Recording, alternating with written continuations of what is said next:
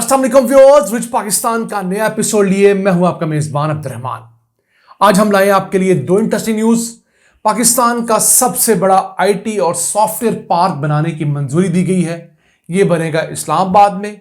यह कितने लाख मुरब्बा फुट पर मुहित होगा, कितने हजार लोगों को जॉब्स देगा और इसमें क्या क्या सहूलियात होंगी, ये आपके साथ डिस्कस करेंगे। जबकि आज की दूसरी खबर, सिंध और पंजाब के बाद खैबर पख्तूनख्वा के सूबे ने भी अपना लिवर और बोन मैरो ट्रांसप्लांट का अस्पताल बनाने की मंजूरी दी है। बड़ी डेवलपमेंट है क्योंकि इन दोनों किस्मों के मरीजों की तादाद पाकिस्तान में बढ़ती चली जा रही है और ये बहुत महंगे इलाज हैं। सरकारी सतह पर होंगे तो सस्ते होंगे। इसे प्रोग्राम के दूसरे से डिस्कस करेंगे, लेकिन पहले चलते हैं इस्लामाबाद, जहां पर पाकिस्तान का सबसे बड़ा सॉफ्टवेयर और आईटी पार्क बनाया जाएगा, जहां पर सॉफ्टवेयर हाउसेस, कॉल सेंटर तो इस तरह की तमाम सहूलियात मुहैया होंगी। इसके लिए 3.3 एकड़ रकबा दिया गया है G10 के अंदर। मल्टी स्टोरी ये पार्क होगा, जिसके अंदर ना सिर्फ R&D centre, library, conference room, meeting room, freelancers के लिए अलहदा कैबिन्स वगैरह और एग्जीबिशन हॉल्स होंगे। 1 लाख मुरब्बा फुट के ऊपर यह मुहित होगा। तकरीबन 10 मंजिला बिल्डिंग होगी ये। इसे प्राइवेट सेक्टर बनाएगा। हुकूमत पाकिस्तान ने सिर्फ 3.3 एकड़ का एक प्राइम कमर्शियल एरिया अलॉट कर दिया है प्लॉट की सूरत में। जो प्राइवेट कंपनी इस पार्क को डेवलप करेगी, बिल्डिंग बनाएगी, फैसिलिटीज देगी, वो 15 साल तक यहां से किराया लेती रहेगी। 15 साल बाद इसे कैपिटल डेवलपमेंट अथॉरिटी के हवाले कर दिया जाएगा। अब पाकिस्तान के अंदर इस वक्त जो सॉफ्टवेयर टेक्नोलॉजी पार्क्स हैं उनकी तादाद 15 है। सबसे ज्यादा लाहौर में है 8, फिर इस्लामाबाद में 3 है, 2 रावलपिंडी में है, 1 कराची में है और 1 ही गिलगित बल्तिस्तान में है। अभी फैसलाबाद, गुजरांवाला, इस तरह के जो दूसरे टियर के शहर हैं, जिसमें मुल्तान भी ऑब्वियसली शामिल है, हैदराबाद भी शामिल है, पेशावर शामिल है, वहां पर कोई सॉफ्टवेयर टेक्नोलॉजी पार्क नहीं है। सॉफ्टवेयर टेक्नोलॉजी पार्क का फायदा ये होता है कि ऐसी बिल्डिंग होती है जिसके अंदर बिजली, इंटरनेट और दीगर इंसानी जरूरियात मुहैया की जाती हैं। तो उस इलाके के इर्द गिर्द की जो कंपनीज होती हैं या प्राइवेट काम करने वाले फ्रीलांसर जिनको कहते हैं, वो वहाँ पर अपना छोटा सा दफ्तर लेते हैं, अपना सेटअप बनाते हैं, वहाँ पर आके काम करते हैं और चले जाते हैं। और इस चीज़ को इंश्योर करवाया जाता है कि उस बिल्डिंग में तेज तरीन इंटरनेट के मल्टीपल कनेक्शंस हों, क्योंकि इन लोगों का काम इंटरनेट के जरिए पूरी दुनिया के साथ होता है। तो अगर PTCL का इंटरनेट कनेक्शन बंद हो गया है तो फाइबर ऑप्टिक के दूसरे ऑप्शन जो है स्टॉर्म फाइबर हो गए, दीगर कोई वो अवेलेबल होंगे, जोंग का कनेक्शन होगा। तो आम घरों में मल्टीपल कनेक्शन अफोर्ड करना मुश्किल हो जाता है। फिर यहाँ पर अनइंटरप्टेड सप्लाई ऑफ इलेक्ट्रिसिटी होती है, बिजली के जनरेटर्स होते हैं, UPS होते हैं।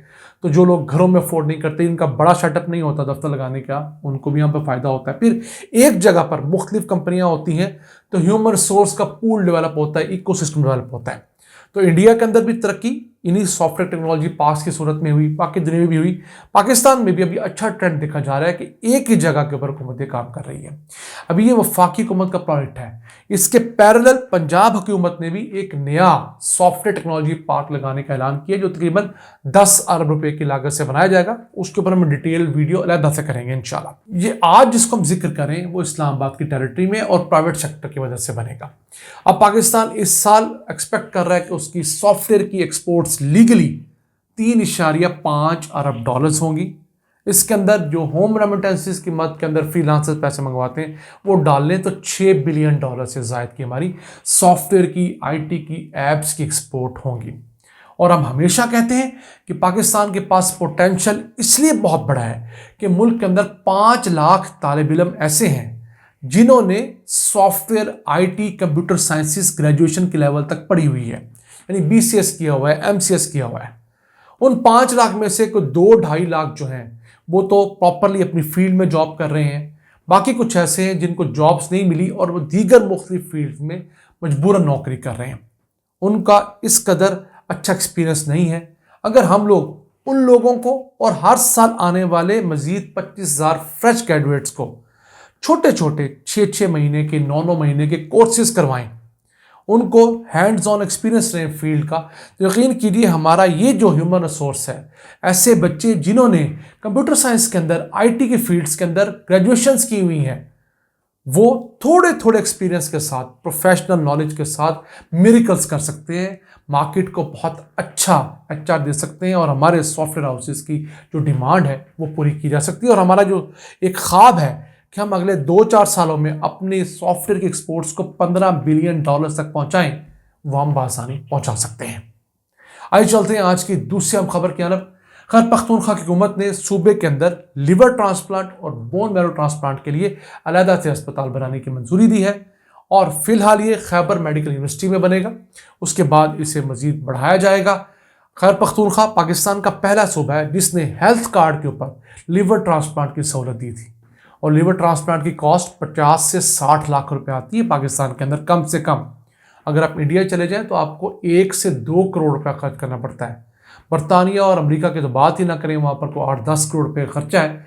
पाकिस्तान में ये ट्रेंड अब आया है कि यहाँ पर हुकूमतें इस तरफ फोकस करना शुरू हैं क्योंकि पाकिस्तान में हर साल 8,000 लोगों को लिवर ट्रांसप्लांट की ज़रूरत है और गिनती के 10 अस्पताल हैं। सबसे बड़ा अस्पताल है गिम्स गम्बट इंस्टीट्यूट ऑफ मेडिकल साइंसेज, जो कि एक खूबसूरत ज़िला खैरपुर सिंध का उसके अंदर वाक़ है। वो अब तक 800 से ज़्यादा लिवर ट्रांसप्लांट कर चुका है।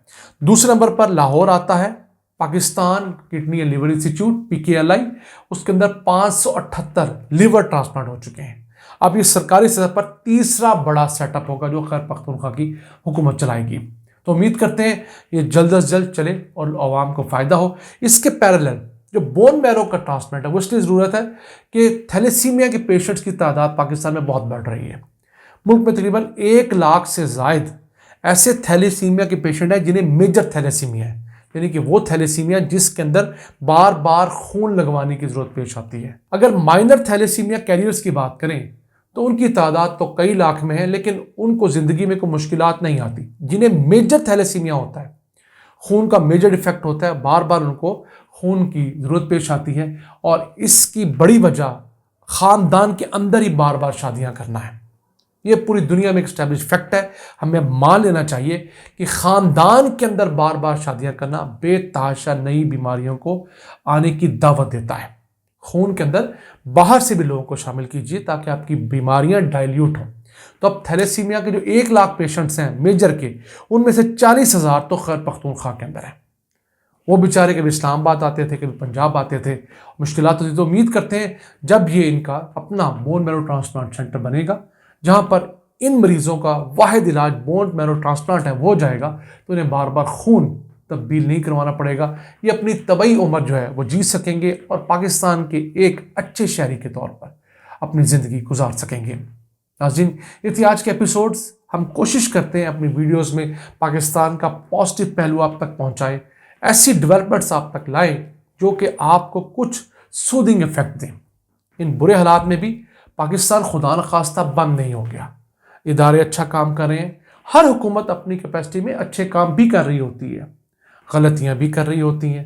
तो हम कोशिश करते हैं कि शाम की इस वीडियो में आप लोगों को अच्छी खबरें दें ताकि आपको और पूरी दुनिया को पाकिस्तान का वो फेस दिखाया जाए जो ब्राइटर फेस्ड है।